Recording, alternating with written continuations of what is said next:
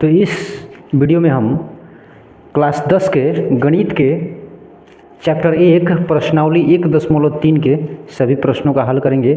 लेकिन इन प्रश्नों को हल करने से पहले एक प्रमेय को जानेंगे। इन सब प्रश्नों में केवल अपरिमेय संख्याओं को सिद्ध करना है। यह प्रमेय है, एनसीईआरटी किताब में 1.3 प्रमेय है। तो क्या कह रहा है यह प्रमेय? तो कह रहा है कि यदि p एक अभाज्य संख्या है, p क्या हो, एक अभाज्य संख्या है, और p यह अभाज्य संख्या a स्क्वायर को यदि विभाजित करती है तो p a को भी विभाजित करेगी। जैसे एक अभाज्य संख्या p के स्थान पर ले लेते हैं 2, और यदि यह a स्क्वायर, तो a स्क्वायर में कोई भी धनात्मक पूर्णांक हो सकता है। धनात्मक पूर्णांक का मतलब 1 से लेकर अनंत तक केवल धनात्मक होना चाहिए।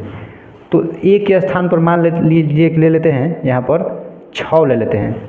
तो 6 जो है एक धनात्मक पूर्णांक है, तो इसका स्क्वायर करेंगे तो आ जाएगा हमारा 36। अर्थात 2 अगर 36 को विभाजित कर रहा है, यानी a स्क्वायर यानी 6 के स्क्वायर 36 को यदि विभाजित करेगा 2, तो यह 6 को भी विभाजित करेगा, 6 को विभाजित कर देगा।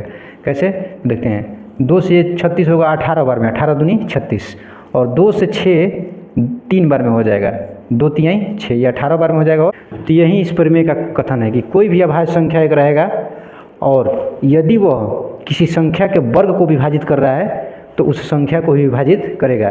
जैसे एक और अभाज्य संख्या ले लेते हैं 3 हो गया। अगर यह 9 के स्क्वायर 81 को विभाजित करेगा तो यह 9 को भी विभाजित करेगा। तो इसी का प्रयोग है आगे। अब आते हैं पुनः प्रश्नावली पर। प्रश्नावली में कह रहा है कि सिद्ध कीजिए कि √5 एक अपरिमेय संख्या है। √5 को सिद्ध करना है। तो इस प्रकार से अगर √5 को सिद्ध कर देंगे तो इसी तरीके से √2, √3, √6, √7, √8, √10 किसी को भी सिद्ध किया जा सकता है। तो पहले इसको देखते हैं हल में, हल करेंगे इसका। तो हल में क्या करेंगे, सबसे पहले जो दिया है कि यह अपरिमेय संख्या सिद्ध करना है, तो मान लेंगे कि यह अपरिमेय है, मान लेंगे कि कल्पना कर लेंगे या मान लेंगे। तो कल्पना किया या माना, कल्पना किया कि √5 एक परिमेय संख्या है। अब यहाँ पर कल्पना कर लिए कि √5 क्या है, एक परिमेय संख्या है। तो हम जानते हैं कि परिमेय संख्या को p/q के रूप में लिखा जा सकता है, अंश बटा हर के रूप में। अर्थात दो हम p और q, या p और q के स्थान पर और भी a और b भी लिया जा सकता है। अर्थात दो ऐसी पूर्णांक a तथा b, और हम जानते हैं कि परिमेय में a ऊपर रहेगा b नीचे, तो b जो नीचे रहता है यह b बराबर नहीं होता है, 0 नहीं होता है, नीचे केवल हर में 0 नहीं होता है। a तथा b ज्ञात कर सकते हैं कि √5 बराबर हो जाएगा a बटा b। अब ये भी लिख सकते हैं जहाँ a तथा b सहअभाज्य है। अब सहअभाज्य जो लिखे हैं, इसका मतलब ये होता है कि a और b में एक के अलावा कोई भी गुणनखंड नहीं है। अर्थात a और b एक के अलावा किसी संख्या से नहीं कटेगा। जैसे एक संख्या ले लेते हैं 4/9। 4/9 जो है यह एक के अलावा किसी भी संख्या से यह दोनों नहीं कटेगा। तो यह सहअभाज्य है। सहअभाज्य में कोई ज़रूरी नहीं है कि वह दोनों संख्या अभाज्य संख्या, दोनों यहाँ पर भाज्य है, 4 भी भाज्य है और 9 भी भाज्य है, लेकिन यह दोनों सहअभाज्य इसलिए है कि एक के अलावा किसी संख्या से अविभाजित नहीं होगा। लेकिन इसी प्रकार से यदि 6/10 रहेगा तो यह अविभाजित हो जाएगा 2 से यह 3 बार में हो जाएगा, और 2 से यह 5 बार में। 3/5 जो आया यह सहअभाज्य हो जाए, 3 और 5। तो यहाँ पर सहअभाज्य मान लिए है, अर्थात एक के अलावा किसी भी संख्या से नहीं कटेगा। अब क्या करेंगे, गुणा कर लेंगे। b में और √5 में गुणा हो जाएगा तो हो जाएगा √5b हो जाएगा, और इधर a में और नीचे 1 है तो 1 से a में गुणा होगा तो a हो जाएगा। अब जब ये हो गया तो अब दोनों को वर्ग कर लेंगे। दोनों तरफ वर्ग करने पर दोनों तरफ वर्ग करेंगे तो क्या हो जाएगा, अगर √5 का 2 बार गुणा करेंगे √5 गुने √5 तो हो जाएगा 5, और b का वर्ग करेंगे तो b² हो जाएगा, और a का वर्ग करेंगे तो a² हो जाएगा। इस तरह से गणितीय नियम से बराबर के दोनों तरफ वर्ग कर सकते हैं, और एक ही संख्या से दोनों तरफ गुणा कर सकते हैं, एक ही संख्या को दोनों तरफ जोड़ सकते हैं, कोई प्रभाव नहीं पड़ेगा। ये समीकरण का हम नियम जान चुके हैं। अब यहाँ पर ये देख रहे हैं कि a² का यह दोनों गुणनखंड है, a² बराबर है या 5 गुने है b²। तो हम जानते हैं कि किसी भी संख्या का गुणनखंड जो होता है, किसी भी संख्या के ये दोनों गुणनखंड है, इसको विभाजित करेगा। जैसे 20 का गुणनखंड जो होता है 4 गुने 5, तो 4 से भी 20 कटेगा 5 बार में, और 5 से 20 4 बार में कट जाएगा, अर्थात यह दोनों से a जो है विभाजित हो जाएगा। तो इस प्रकार से यहाँ देख रहे हैं कि a जो है यहाँ 5 a² को विभाजित कर रहा है,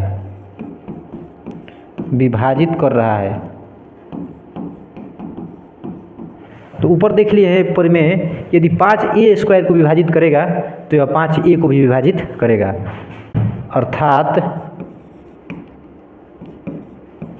5 a को भी विभाजित करेगा।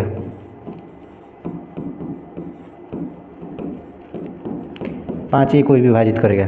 अब क्या करेंगे, हम a के स्थान पर दूसरा मान रखेंगे, क्योंकि यहाँ पर ज्ञात किया कि 5 a को विभाजित कर रहा है। अब ये ज्ञात करना है कि 5 b को भी विभाजित करेगा, और तो यह दोनों को विभाजित करेगा, तो हमारा यह मानना अभाज्य जो है यह गलत हो जाएगा। इसलिए यहाँ पर क्या करेंगे, पुनः मान लेंगे। पुनः माना का मतलब हुआ कि पहले एक बार यहाँ पर मान चुके हैं, कल्पना कर चुके हैं, अब पुनः मान रहे हैं a बराबर ले लेंगे। यहाँ पर 5 को सिद्ध कर रहे हैं तो 5c ले लेंगे। अगर √2 को सिद्ध कर रहे होते तो यहाँ पर 2c लेते, a बराबर 5c, तो a बराबर 5c ले लिए, और इसका मान अब क्या करेंगे, तो इसका मान समीकरण 1 में रख देंगे। तो यहाँ पर हो जाएगा 5 b² है इस तरफ, अब a के स्थान पर रख देंगे 5c, और a के स्थान पर केवल रखे हैं 5c, यहाँ पर a का स्क्वायर है तो दोनों का स्क्वायर हो जाएगा। अब इस प्रकार से ये जो है 5 b² हो जाएगा, अब बराबर ये 25 हो जाएगा, और 25 के बाद ये c पर स्क्वायर चढ़ जाएगा, तो 5 b² इधर हो गया 25c²। अब यहाँ पर देखेंगे कि 5 से 25 उधर जाएगा तो कट जाएगा 5 बार में, 5 से 25, तो इधर बच जाएगा केवल b², अब बराबर इधर हो जाएगा 5 और c², 5c² हो गया। तो यहाँ पर भी देख रहे हैं कि 5 जो है b² को विभाजित करेगा, क्योंकि यह b² का दोनों गुणनखंड है। तो यहाँ लिख देंगे, यहाँ 5 b² को विभाजित कर रहा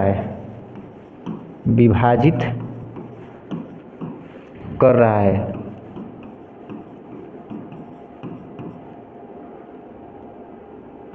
अतः 5 जो है b को भी विभाजित करेगा, b को भी विभाजित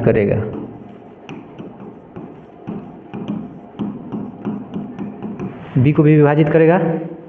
तो यहाँ पर हम देख लिए कि 5 b को विभाजित कर रहा है, यहाँ पर देख लिए 5 a को विभाजित कर रहा है, और यहाँ पर हम मान लिए हैं कि a और b सह अभाज्य है, अर्थात एक के अलावा किसी भी संख्या से कटेगा नहीं। तो यहाँ पर विरोधाभास प्राप्त हो रहा है। विरोधाभास का मतलब ये भाषा दूसरा कह रहा है और ये भाषा दूसरा कह रहा है, ये विरोधाभास कहलाता है। तो हम ये लिख देंगे यहाँ पर कि अतः a तथा b में कम से कम एक उभयनिष्ठ गुणनखंड 5 है।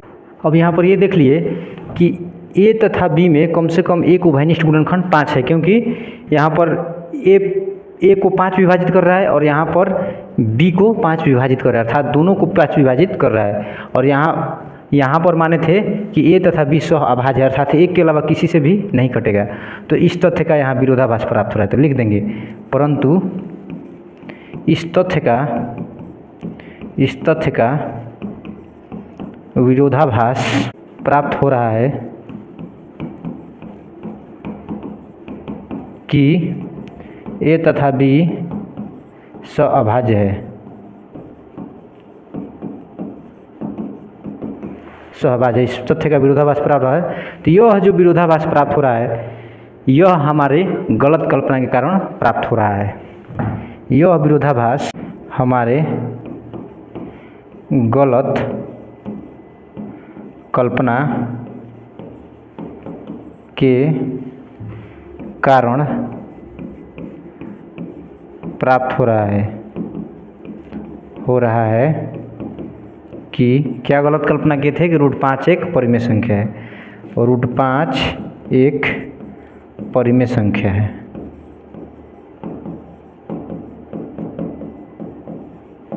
परिमेय संख्या यही गलत कल्पना कर लिए थे।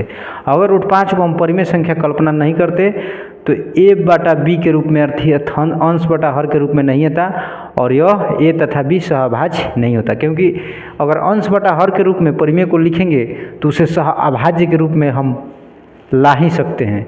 और यहाँ पर जब सहअभाज्य आ जाएगा और यहाँ पर सिद्ध करते हुए चले आ रहे हैं तो यहाँ पर आ जाएगा कि नहीं, यह सहअभाज्य नहीं है, यह 5 से विभाजित हो रहा है, अर्थात हमारा कल्पना जो है गलत है। यह विरोधाभास हमारे गलत कल्पना के कारण प्राप्त हुआ है कि √5 एक परिमेय संख्या, यही गलत कल्पना कर लेते। और अतः स्पष्ट हो गया कि जब √5 एक परिमेय संख्या नहीं है तो वास्तविक संख्याएँ दो ही होती है, देख चुके हैं, या तो परिमेय होती है नहीं तो अपरिमेय होती है। तो जब यह परिमेय नहीं है तो स्पष्ट हो गया कि यह एक परिमेय है, तो लिख देंगे अस्पष्टतः √5 एक अपरिमेय संख्या है।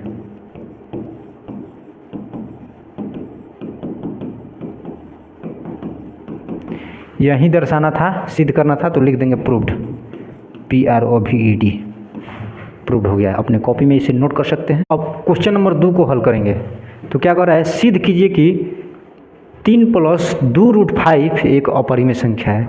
तो ठीक उसी प्रकार से हम यहाँ पर मान लेंगे, हल में माना कि या कल्पना किया कि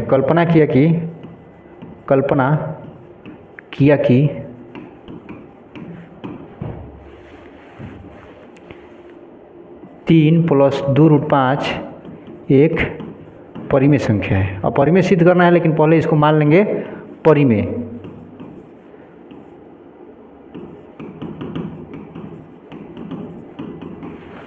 अब परिमेय जब हम मान लिए हैं इसको, तो जब परिमेय हो गया तो परिमेय को हमको तो पता है कि P/Q के रूप में यानी अंश बटा हर के रूप में लिखा जा सकता है।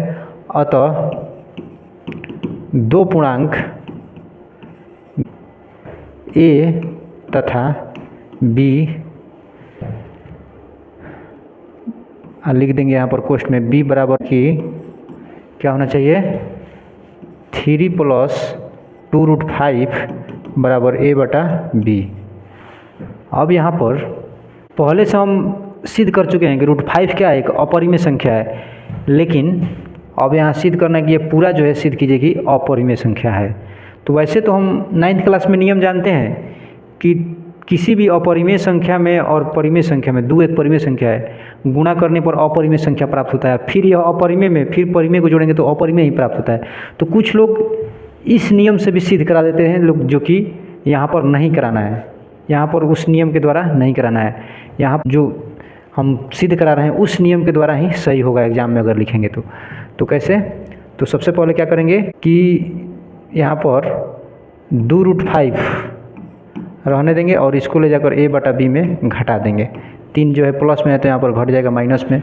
अब √5 जो है रहने देंगे और 2 को पुनः उधर ले जाएंगे, चूँकि 2 यहाँ पर गुणा में है तो उधर चला जाएगा भाग में, तो A/में हो जाएगा 2B और माइनस इसके नीचे भी चला जाए, दोनों के नीचे जाएगा, 3/2, या 2 इधर से जाएगा तो दोनों के नीचे चला जाएगा। तो इस प्रकार से इसको मान लेंगे समीकरण 1।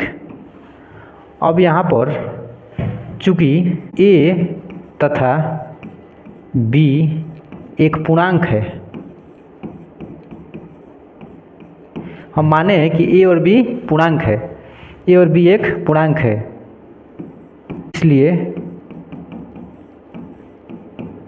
इसलिए A/2 में 2B माइनस 3/2 एक परिमेय संख्या होगा।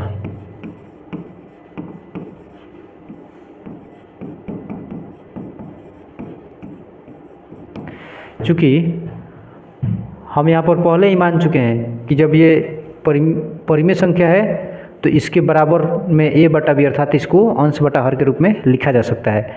और दोनों ये a और b क्या है, यहाँ पर पूर्णांक है, तो इसमें भी है a और b, तो a और b क्या है, पूर्णांक है।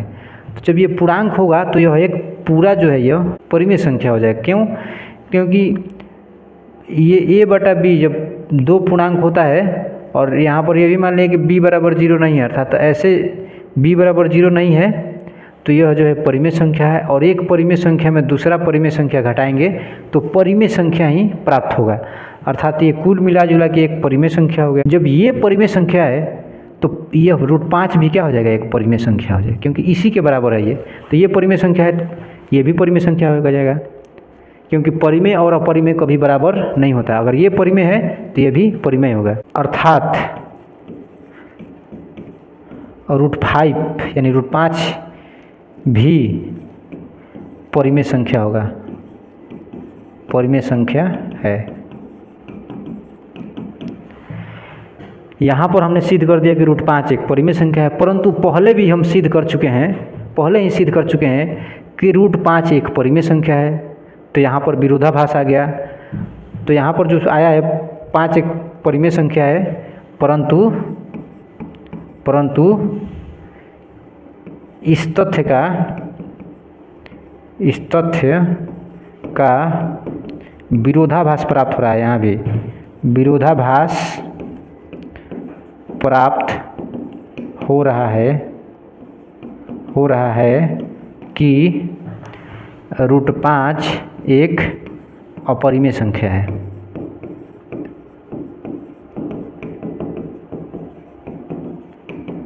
√5 एक अपरिमेय संख्या है, इस बात का विरोधाभास प्राप्त हो रहा है कहाँ, कि √5 एक परिमेय संख्या है। इसके द्वारा प्राप्त हो रहा है कि √5 एक परिमेय संख्या है, लेकिन पहले से यह पता है कि √5 एक क्या है, अपरिमेय संख्या है। तो इसीलिए, परंतु इस तथ्य का विरोधाभास प्राप्त हो रहा है कि √5 एक अपरिमेय संख्या है। यहाँ पर परिमेय आ रहा है तो इसका विरोधाभास प्राप्त हो रहा है। तो जब ये विरोधाभास प्राप्त हो रहा है तो हम जान गए हैं कि किसके कारण यह विरोधाभास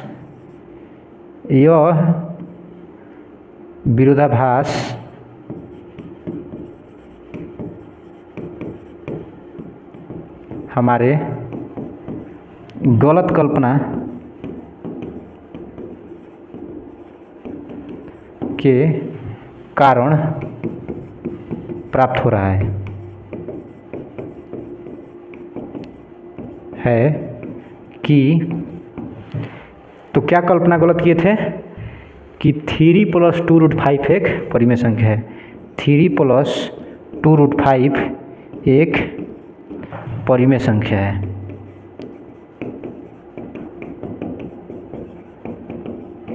यही कल्पना किए थे। यह जो विरोधाभास प्राप्त हो रहा है ऊपर, यह हमारे गलत कल्पना के कारण प्राप्त हो रहा है कि 3 + 2√5 एक परिमेय संख्या है। यही गलत कल्पना किए थे। स्पष्टतः यहाँ पर लिख देंगे, स्पष्टतः 3 + 2√5 एक अपरिमेय संख्या है।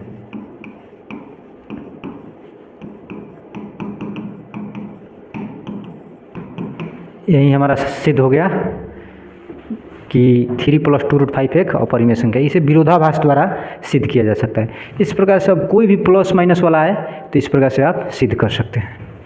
अब तीसरा नंबर में दिया है कि सिद्ध कीजिए कि निम्नलिखित संख्याएं अपरिमेय संख्या है। सबको अपरिमेय सिद्ध करना है।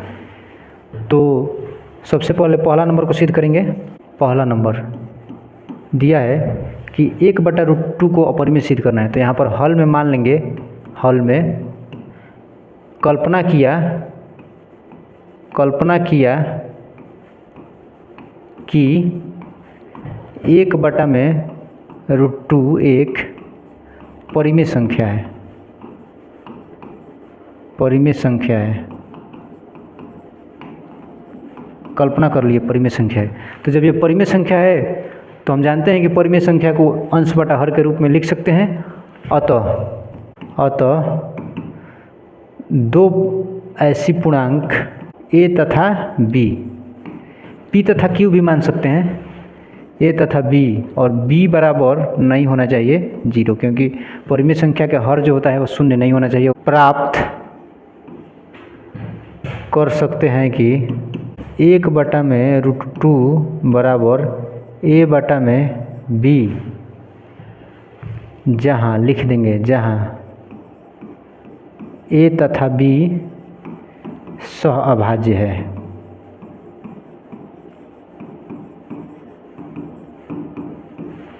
a तथा b जो होना चाहिए यह सह अभाज्य, मतलब यह 1 के अलावा किसी भी संख्या से कटना नहीं चाहिए। जैसे यहाँ पर हो गया 11/15, यह 1 के अलावा किसी भी संख्या से नहीं कटेगा। तो ऐसा मान लिए हम, तब गुणा कर देंगे तिरछा तिरछी, तो यहाँ पर a में और √2 में होना गुणा तो √2a हो जाएगा, और b में 1 में गुणा होगा तो b हो जाएगा। अब क्या करेंगे, यहाँ पर दोनों तरफ वर्ग कर लेंगे। दोनों तरफ वर्ग करने पर, दोनों तरफ जब वर्ग करेंगे तो √2 का जब वर्ग करेंगे तो हो जाएगा 2, और a का वर्ग करेंगे तो a² हो जाएगा, और b का वर्ग करेंगे तो b² होगा। अब यहाँ पर हम ये देख रहे हैं कि ये जो दोनों है 2 और a² b² का गुणनखंड है, इस रूप में है 2 गुणे a² बराबर b²। तो हम जानते हैं कि किसी संख्या का गुणनखंड जो होता है उस संख्या को विभाजित करता है। तो यहाँ पर 2 b² को विभाजित कर रहा है, विभाजित कर रहा है, इसलिए 2 b को भी विभाजित करेगा। अब यहाँ पर ये साबित कर दिए कि 2 b को विभाजित कर रहा है। अगर ये हम साबित कर दिए कि 2 a को भी विभाजित कर रहा है, तो यह जो है हमारा मानना कल्पना किया हुआ गलत साबित हो जाएगा। तो जब ये गलत साबित हो जाएगा कि √2 एक परिमेय संख्या है, यह गलत साबित हो जाएगा, अतः यह हम साबित कर सकते हैं कि 1/√2 एक अपरिमेय संख्या है। तो इसको साबित करने के लिए मान लेंगे हम पुनः माना। पुनः माना का मतलब हुआ कि दोबारा मान रहे हैं, यहाँ पर एक बार मान चुके हैं, तो दोबारा पुनः माना b बराबर 2c मान लेंगे। अब जब 2c का मान इसमें रखेंगे b के स्थान पर, तो यहाँ पर हो जाएगा 2a² बराबर b के स्थान पर रखेंगे 2c, तो यहाँ पर b का वर्ग है तो दोनों का हो जाएगा स्क्वायर, तो हो जाएगा 2a² बराबर ये 4c हो जाएगा, स्क्वायर हो जाएगा। c का वर्ग होता है स्क्वायर, 2 का वर्ग होता है तो 4, यहाँ 2 से 4 विभाजित होगा 2 बार में, तो ये 2 तो कट जाएगा, तो इधर बचेगा a², इधर बचेगा 2 और c²। अब यहाँ पर हम देख रहे हैं कि a² का गुणनखंड के रूप में है ये 2 गुणे c², तो जब ये दोनों गुणनखंड है तो 2 जो है a² को विभाजित करेगा, 2 a² को विभाजित कर रहा है, इसलिए 2 a को भी विभाजित करेगा, a को भी विभाजित करेगा। कहाँ से करेगा, तो ऊपर पर में हम देख चुके हैं, जब 2 a² को विभाजित करेगा तो a को विभाजित करेगा। लिख देंगे यहाँ भी, कहाँ से भाई, तो परमेय से, और यहाँ भी लिख देंगे कहाँ से, तो परमेय से। अब यहाँ देख लिए कि 2 b को भी विभाजित कर रहा है और 2 a को विभाजित कर रहा है, अतः a तथा b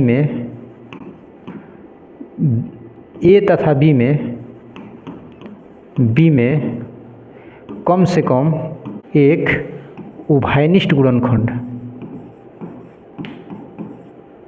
उभयनिष्ठ का मतलब होता है कि दोनों में उभयनिष्ठ गुणनखंड 2 है। यहाँ साबित कर लिए हैं कि 2a तथा b में गुणनखंड है, परंतु इस बात का विरोधाभास प्राप्त हो रहा है कि a तथा b जो है सह अभाज्य, यहाँ पर माने है, तो लिख देंगे परंतु इस तथ्य का विरोधाभास प्राप्त हो रहा है कि a तथा b सह अभाज्य है।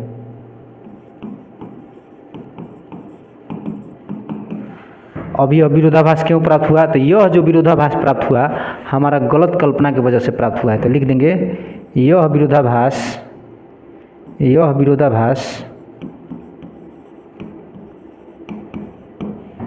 हमारे गलत कल्पना के कारण प्राप्त हुआ है कि 1/√2 एक परिमेय संख्या है।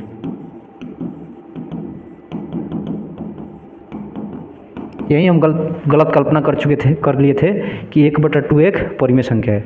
अतः इन तथ्यों से स्पष्ट होता है कि जब 1/2 हम मान लिए थे परिमेय संख्या और यह बात गलत है, तो जब यह परिमेय संख्या नहीं है तो यह अपरिमेय संख्या ही होगा, क्योंकि वास्तविक संख्याएं या तो परिमेय होती है और नहीं तो अपरिमेय। तो जब यह गलत साबित हो गया कि हम माने थे कि 1/√2 एक परिमेय संख्या है, गलत साबित हो गया, स्पष्टतः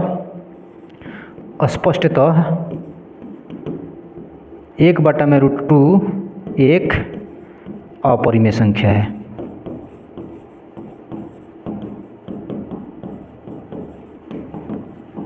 प्रूव्ड हो गया, यहीं साबित करना था,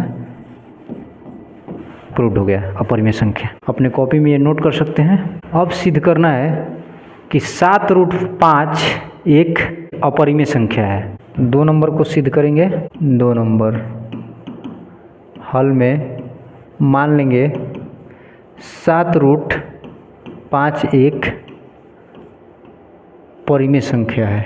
जब इसको मान लिए कि यह एक परिमेय संख्या है, अतः 2 ऐसे पूर्णांक a तथा b, और b बराबर नहीं होना चाहिए 0, b प्राप्त कर सकते हैं कि 7√5 बराबर हो जाएगा a/b। 7√5 बराबर हो जाएगा 1/b। अब क्या करेंगे कि √5 को यहीं पर रहने देंगे और इसको लेकर चले जाएंगे उस पर। तो a/जो b है, इसमें 7 जो है 7b हो जाएगा। 7 गुणा में है तो इधर चल जाएगा भागा में, a/7b हो जाएगा। अब इसमें क्या करेंगे हम, चूँकि a तथा b क्या है, b एक पूर्णांक है, अतः 2 पूर्णांकों का यदि गुणा भाग करते हैं आपस में तो एक परिमेय संख्या के अंदर सीमित रहता है। कब? जब b बराबर नहीं हो 0। अगर यह b बराबर 0 रहता तो परिमेय संख्या प्राप्त नहीं होता, लेकिन अगर नीचे 0 नहीं है और गुणा भाग करेंगे तो परिमेय संख्या ही प्राप्त होता। चूँकि a तथा b एक पूर्णांक है,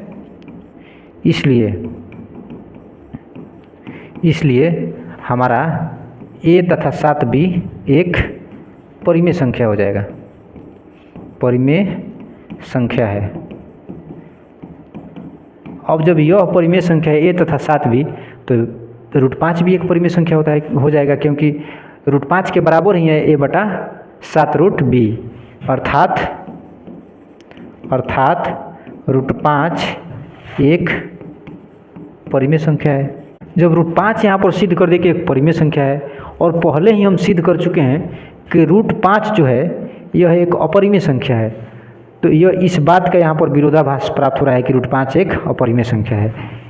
इस तथ्य का विरोधाभास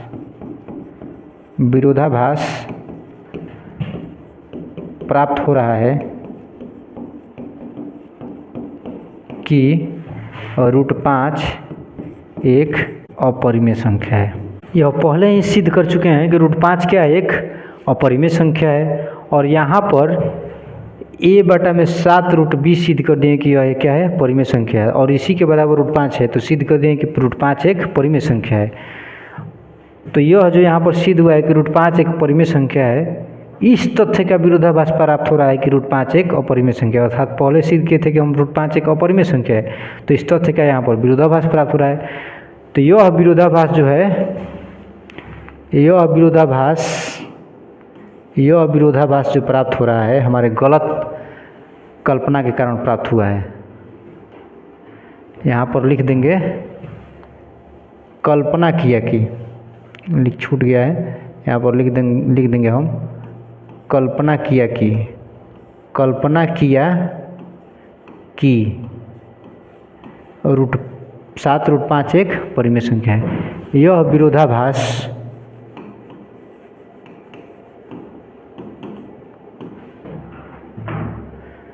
हमारा गलत कल्पना के कारण प्राप्त हुआ है कि 7√5 एक परिमेय संख्या है।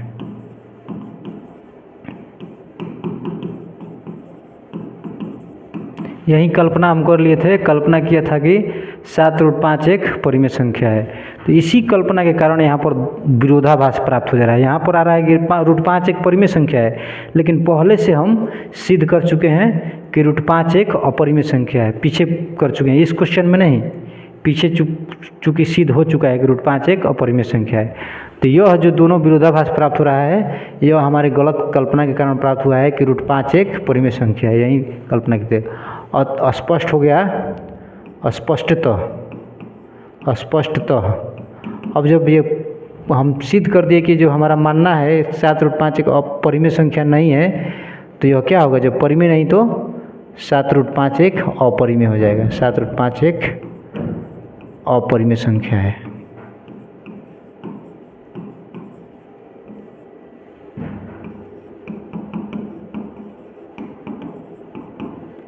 प्रूव्ड हो गया। कॉपी में अपना नोट कर सकते हैं। अब सिद्ध करेंगे तीसरा नंबर सिद्ध करेंगे 6 + √2। हल में आते हैं।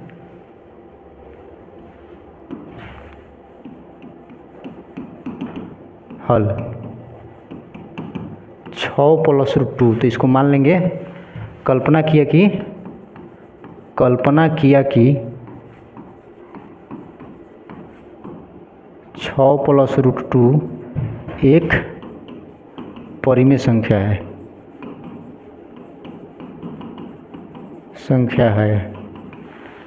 तो जब कल्पना कर लिए, अतः दो संख्याएं, दो ऐसी पूर्णांक ए तथा बी, यहाँ पर लिख देंगे b बराबर नहीं है 0, प्राप्त कर सकते हैं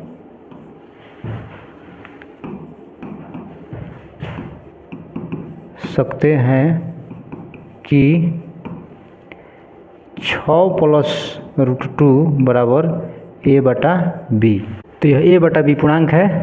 अब क्या करेंगे कि हम √2 को यहीं पर छोड़ देंगे और इसको ले जाकर घटा देंगे। a/b में हो जाएगा 6 हो जाएगा। अब ये जो प्राप्त हुआ √2, तो पहले ही हम सिद्ध कर चुके हैं कि √2 क्या है, एक अपरिमेय संख्या है। लेकिन यहाँ पर दिख रहा है कि यह एक परिमेय संख्या है। कैसे? तो चूँकि a तथा b एक पूर्णांक है, इसलिए a/b - 6 एक परिमेय संख्या होगा।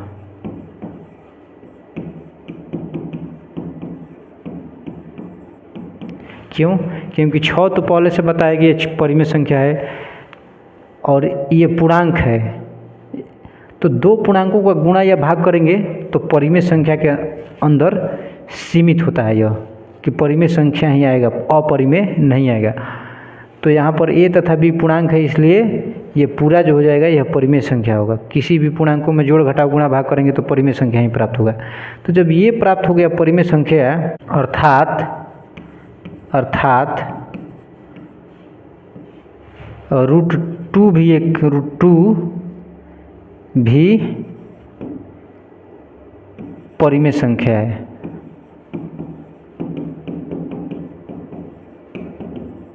क्योंकि ये साबित हो गया कि जब ये परिमेय है तो इसी के बराबर है √2, तो यह भी परिमेय हो जाएगा। परंतु इस बात का विरोधाभास प्राप्त हो रहा है कि √2 जो है, हम पहले ही सिद्ध कर चुके हैं कि √2 क्या है, एक अपरिमेय संख्या है। तो इस तथ्य का इस तथ्य का विरोधाभास प्राप्त हो रहा है कि √2 एक अपरिमेय संख्या है। यह तो पहले सिद्ध हो चुका था कि √2 एक अपरिमेय संख्या है। √5, √2, √3, √6 ये सिद्ध हो चुका है कि ये अपरिमेय संख्या है, और यहाँ पर आ गया कि √2 एक परिमेय संख्या है। तो ये जो विरोधाभास प्राप्त हुआ, ये किस कारण से प्राप्त हुआ? तो यह विरोधाभास हमारे गलत कल्पना के कारण प्राप्त हुआ है। यह विरोधाभास हमारे गलत कल्पना के कारण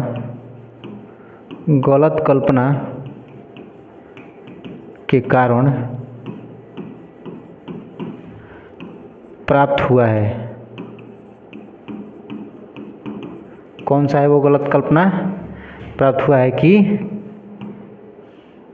6 + √2 एक परिमेय संख्या है। यही गलत कल्पना किए थे, परिमेय संख्या है।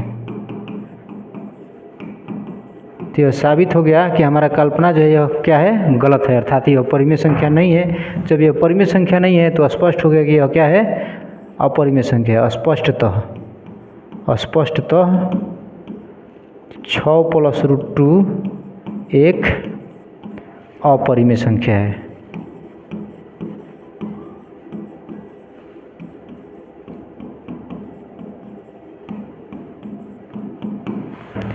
प्रूव्ड हो गया। कॉपी में इसको नोट कर सकते हैं।